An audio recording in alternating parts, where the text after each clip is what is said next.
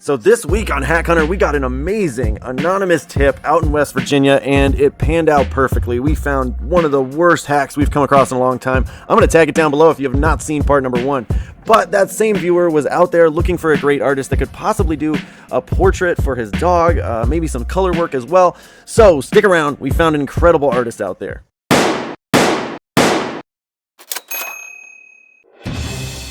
Hello, welcome to the show. This is Hack Hunter, where we review some of the best and worst tattoo artists in your cities. And in this episode, we head out to West Virginia, where we found an amazing artist for one of our viewers. So stick around for the artwork of Sahra Wilson.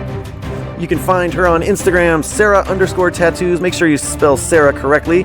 And she's actually the owner of Leviathan Tattoo Gallery. If you want to check them out, there they are on Instagram. I think there's just one other artist that works there, also a really great artist. So I absolutely recommend checking them out there in Barbersville, West Virginia, right outside Huntington, which is where we found our first hack. But before I show you this amazing artwork that we found, check out this studio right down the road. Oh my God, just the first couple of posts let me know what kind of studio we were dealing with. So be careful if you live out there in West Virginia, because we found some truly awful tattooers out there, and a lot of them were real close to really good studios like the following. Here's an artist that we do recommend. Boom, kicking it off with this one. Now, Sahra had a really specific style of art that she does, and a lot of it is just bold, beautiful, big, clean artwork, and that's what I like to showcase, that's what I like to see, because tattoos, they hold up well over time if it's really clean, obvious, clear detail. And here's an example of how she did some realism with this clown. Well, I guess surrealism, because, you know, it's a fictional character, but she did it really well. Look at this smooth blending, look at all the nice little wrinkles in the eyes. The face of the clown here is fully healed, and so this add-on stuff is the new stuff. Look at how well that healed and held up. That contrast, that black in there is still very rich and crisp. I love it. Here was another piece we saw, Alien. Oh my God, look at that. Now again, this is not hyper realism. This is not super high def in focus detail. Like, she does this sort of simplified detail, but it's a lot cleaner, and it's the kind of detail that I think will hold up very well over time. It's very, very readable from a distance, so when you're standing in line at the bank, everybody around you looking at you, they can see what you got and read it from a distance. And I like that kind of artwork, and I really like to showcase artists that are really good at compiling and designing that kind of artwork. Now, believe it or not, after seeing those first two examples, this is actually more her MO. She does a lot more like this. It's kind of a new school / neo-traditional style. She uses a lot of heavy, bold line weights, and she does a lot of beautiful color blending, but it's just a simple color palette. And what I mean by that is, for example, in these petals, she's just using 2 pinks, right? Medium pink, light pink. And in these leaves here, she's using medium green, light green, and it's faded off of black there. And so it's a simple color palette.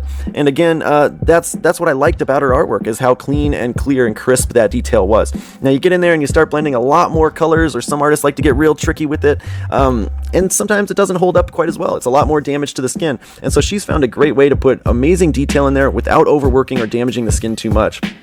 I'm really a fan of the way she blended the skull in this sort of surrealistic sort of way, where it's not quite realism, but at the same time you can absolutely see all the contours and pits of that skull. Thought she did a really, really great job there. Now here's one right outside an armpit. You can see this is an underarm, so this is a difficult area for artists to work with, but she did a great job here. Again, this sort of clean, simplified detail is really a great choice for this particular area, because if you're getting up in these areas of your body where your body bends, like the armpit or the crease of the elbow or near the wrist, those areas are much thinner, more delicate skin, and so you want to get a tattoo artist that knows when to put simplified detail versus the ability to do higher detail. And when you're going near an area like that where the skin gets damaged real quick, real easy, you want an artist like this who's going to do some simple, clean detail without overworking the skin. Now, I am going to give her a little bit of a hard time, because I did see she was kind of correcting some lines there. Might be a little bit of blowout on those dots there, but I didn't see that anywhere else in her portfolio. So there was just this one example, and here's another one, armpit area again, and I zoom in on these lines, and it's really nice and clean. So I just want to give her a little bit of a hard time for that one, but overall, she does not have a problem doing these big lines nice and clean, getting them in, getting them out without overworking the skin. That was just one example near an armpit where that person's skin just couldn't tolerate it quite as much. Again, with the blending here, I love this sort of golden brown skull, really cool color blending, and she did a great job on the tiny little bead detail in there. I really, really like it. Here's some Lord of the Rings action for you guys. I am no man. I love it. Now, the blood there looks really, really cool. The way she color lined that blood with the red, really neat.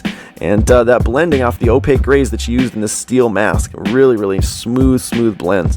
So again, she just got her application technique down. And she's a great artist, wonderful custom designs that I saw in her portfolio.